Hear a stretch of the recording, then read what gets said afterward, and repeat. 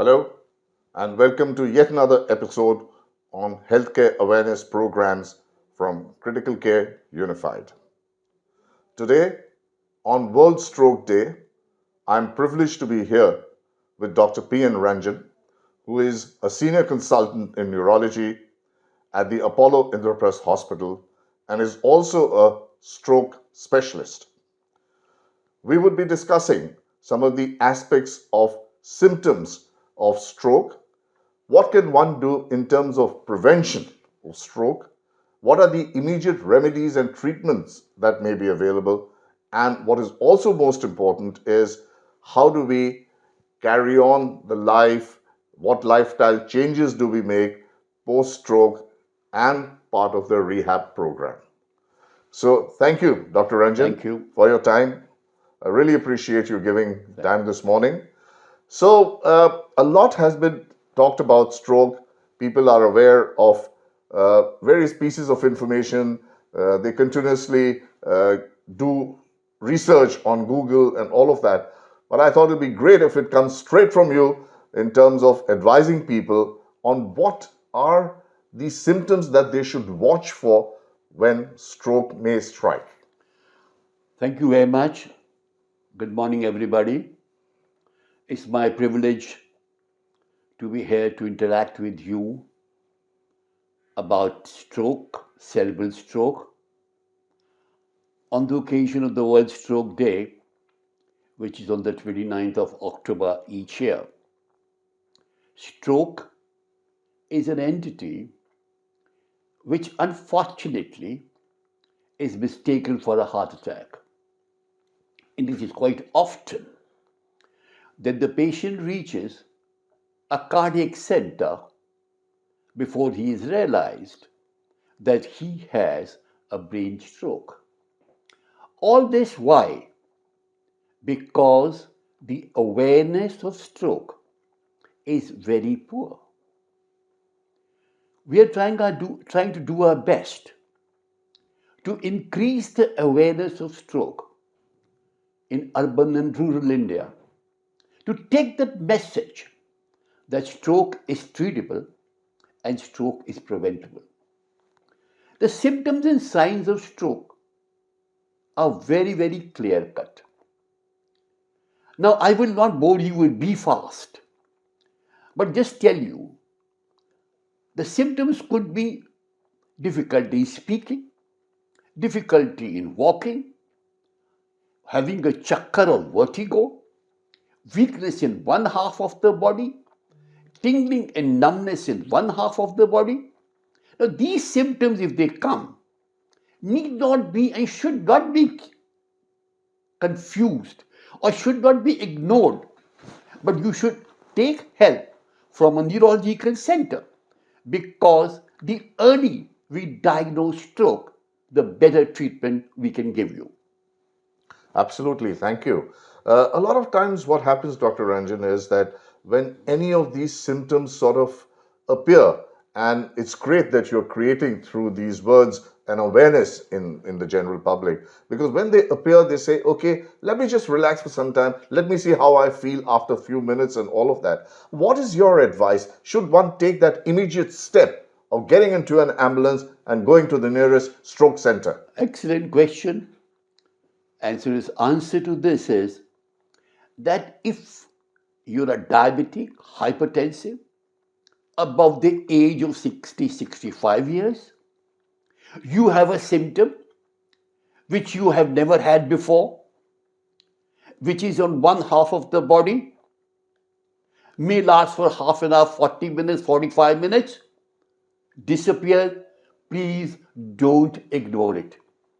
This is what is called a TIA, a transient ischemic attack, which is a minor stroke. I'm sure you would all agree. Anyone has a chest pain and it is angina, you run to the nearest hospital. Yes. But if you have a TIA, you tend to say, we'll wait. But my advice to you is, please take medical opinion. And you have a TIA. or you have a mini stroke. I can save you from a major stroke. So that is why time is brain. Treatment delayed is treatment denied. So please run and take medical care. The other thing, Dr. Renjen, is that generally the perception is that cerebral stroke happens only to people who are aged or maybe above a certain age, like 65 or whatever. But recent trends and some of the data that we are seeing, that it's actually across a variety of age groups. Younger people are getting that. What is your opinion on that? Yes, we have our own publication. We analyze our own data. There's something called stroke in the young. If a stroke occurs before the age of 45 years, as you rightly said, a non diabetic, non hypertensive young man of 30 35 develops a stroke. Certainly, this gentleman needs to be thoroughly investigated to find out the cause of the stroke. Because the cause of a stroke in a younger individual is different from the cause in a person at the age of 65. In our country, because of lifestyle related diseases, because of urbanization, lack of physical activity, stroke in the young is on the increase. Okay. And how do you, what would you advise a person who has a reasonable lifestyle, is reasonably active, maybe having some other ailments, maybe some dormant, to just what do they need to do to prevent a cerebral stroke? See, the point is that prevention is very important. But it is not essential that, everybody runs for a preventive stroke checkup.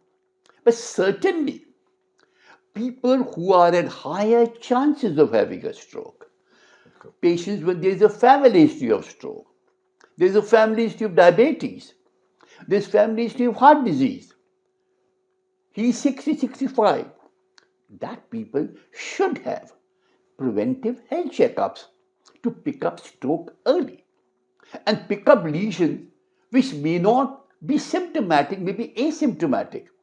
And we treat those asymptomatic lesions and prevent you from having a stroke. Okay.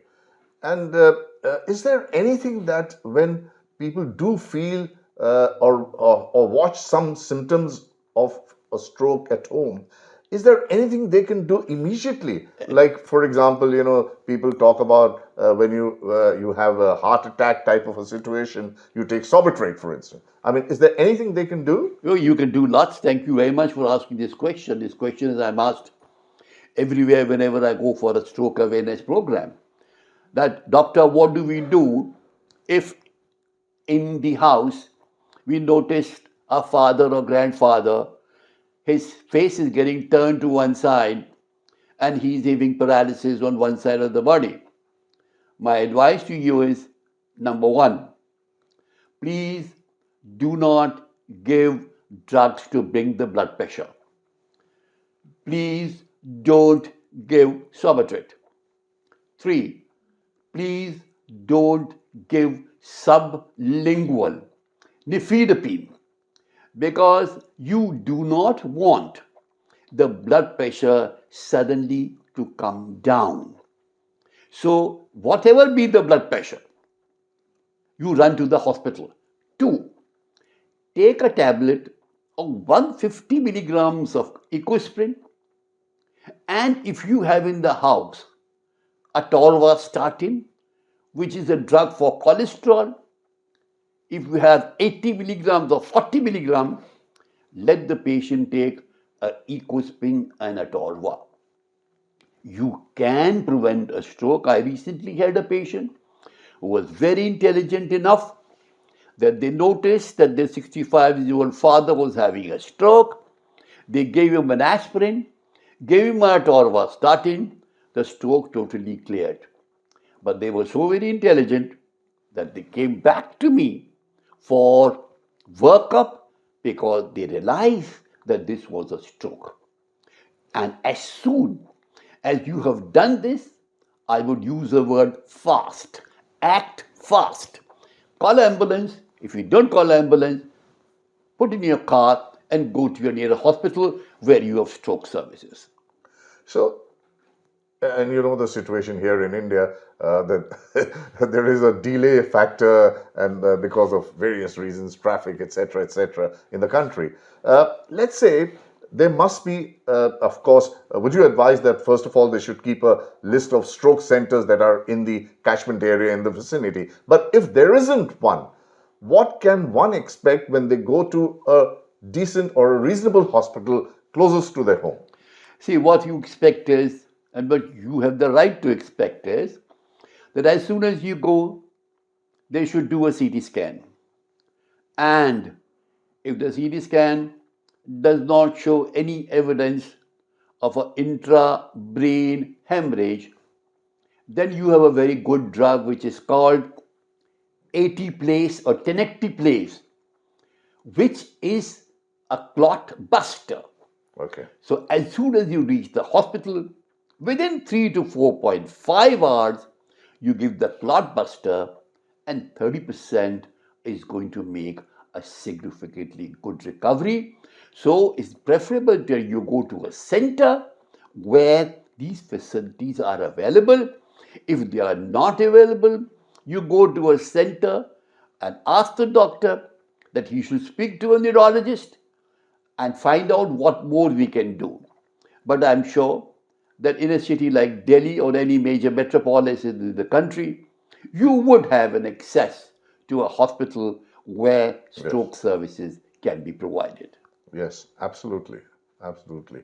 And is there, what is currently the thinking? What does the research show? Earlier, people used to say that there is that golden hour, right? Are we still centering around the golden hour, or is it like extended? Like, can we do Oh, yeah, it? it's a golden hour, as you rightly said, is extended.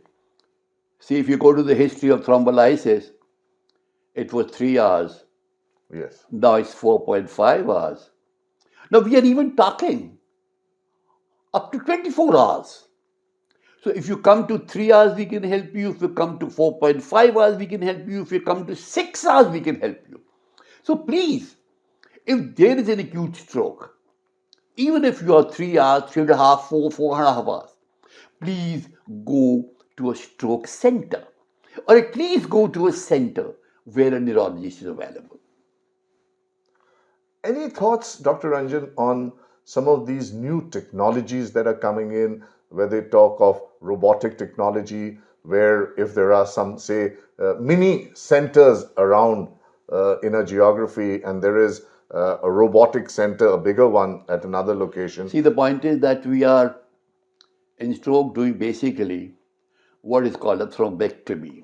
Yes. If you come to us 4.5, even after 6 hours, 7 hours, 8 hours, we do an angiography and we find that your artery is blocked, there's a thrombus or a clot sitting there.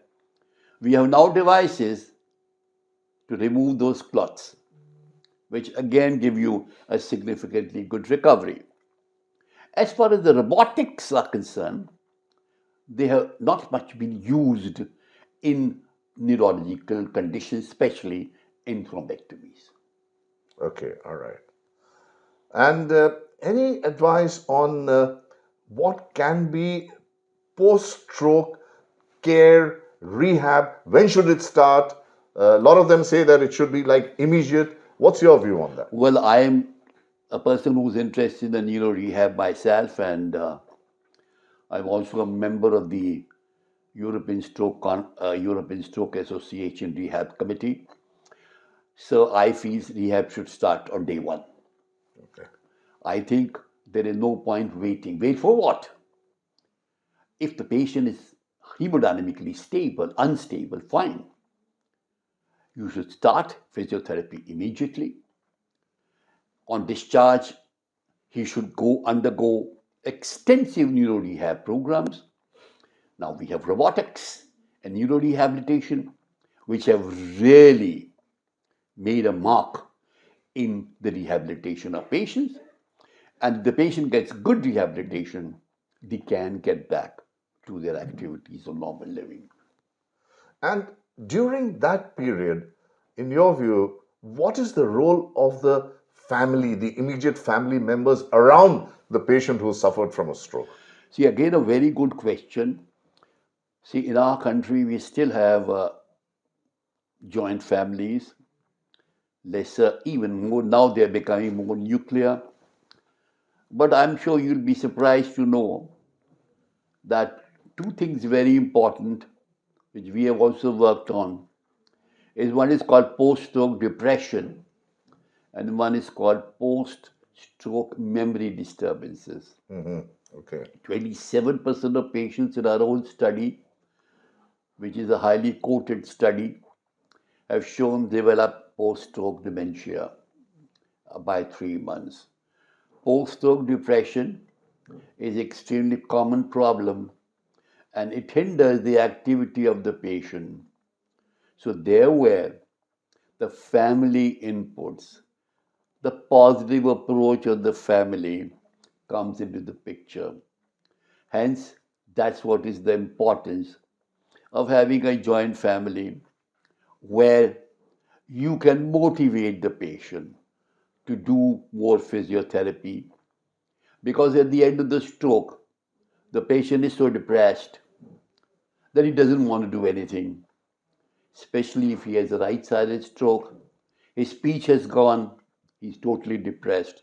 So I think the family dynamics make a very important impact on the total recovery of the patient. Another question that is a lot of people think about, and increasingly now talking of alternate therapies, things like Ayurveda and all of that. Is there a role for that in stroke management, as it were? Again, I think your questions are very relevant and very good. I can answer this question quite confidently because we are doing a study with the All India Institute of Ayurveda, which is also in Delhi, taking patients for post stroke rehabilitation, giving them Ayurvedic treatment. The study is on its way and is showing very significant results that a combination of physiotherapy and Ayurvedic treatment helps in the total recovery of the patient. So, if we were to sort of conclude with kind of a one-liner, what would you say? Would you sort of say something around that? Hey, with the advancements in treatment and all of that, if people act, then stroke is not something to be scared of. See, I will answer this question. One, please remember stroke is treatable.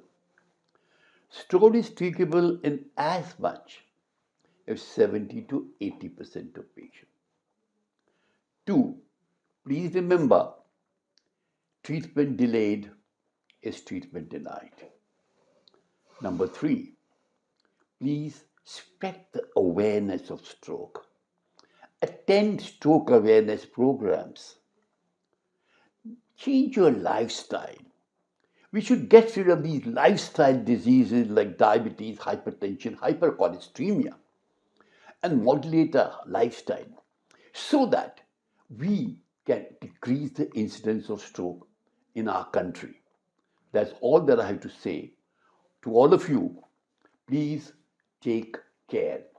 The last but not the least, sports is very important for stroke. And this time's World Stroke Organization channel is to say sports is stroke. So please take care of your health and health will take care of you. Thank you. I mean, this has been such an informative session and so direct and so relatable, Dr. Renjen. Really appreciate, and thank you once again for your time and all the inputs. Thank you. Thank you. Thank you very much.